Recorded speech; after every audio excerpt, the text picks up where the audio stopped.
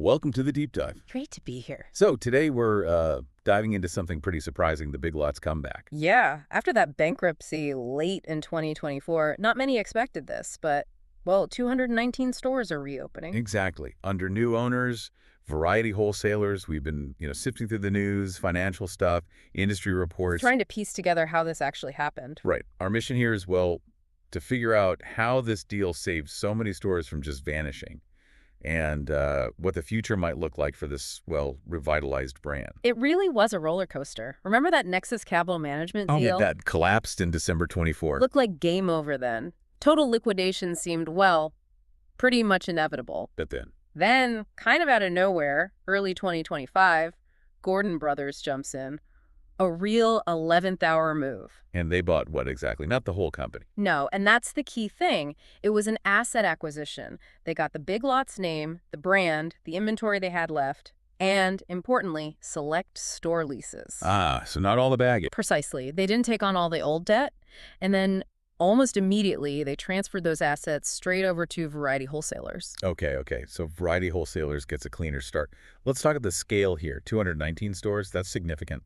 It is, and they're bringing them back fast, across 14 states. Just reopening, right? Yeah, 9 in April, then a huge chunk 132 in May. The rest should be open by early June. Wow. And a national grand opening planned for the fall. That's the plan. They want to make a splash later this year. And where are these stores mostly? Any patterns? Definitely. It's heavily focused on the eastern half of the U.S. Think Southeast, Mid-Atlantic primarily. Which makes sense for Variety Wholesalers, doesn't it? That's their turf. Exactly. It lines up perfectly with their existing distribution network, their existing footprint. It gives them a real logistical edge, you'd think. Got any specific examples? I heard about a few opening early. Yeah, like Mount Sterling, Kentucky, that one reopened back on April 10th. And Mobile, Alabama just opened May 1st, so it's happening now. Okay, so new owners, familiar name. What's the actual strategy? What's different inside the store? Well, they are keeping the Big Lots brand. That name still has value recognition, Sure. but the product mix is shifting.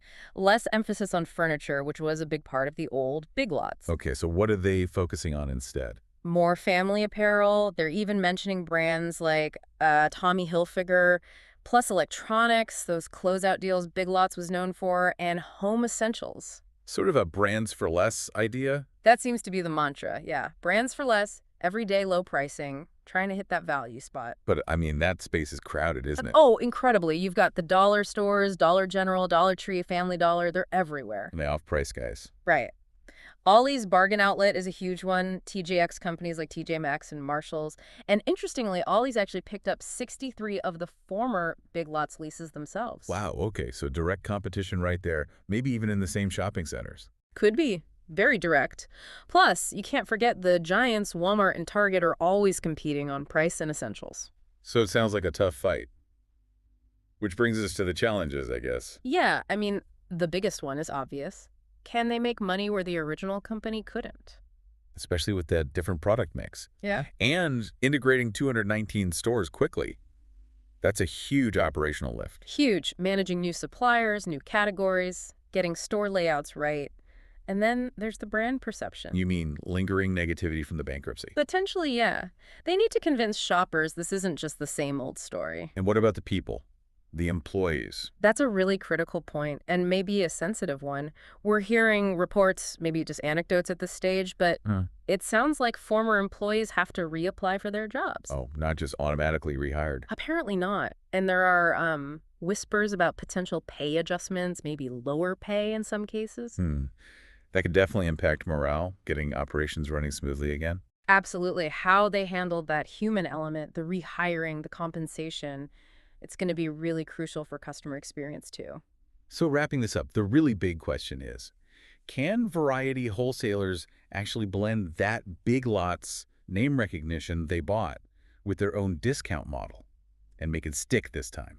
Can they build something sustainable? Or will those same market pressures, the competition, the cost controls eventually lead to the same problems? It's a fascinating turnaround story, but the ending isn't written yet.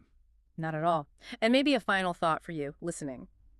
Think about what this whole episode tells us, this rapid collapse and, well, partial rebirth. Yeah, what does it say about how much a brand name is really worth compared to just running the business efficiently day to day. Right. And maybe consider what the experience will actually be like, both for shoppers going back into these stores and for those employees potentially returning under completely new management. It really gives you a lot to chew on about how retail works today.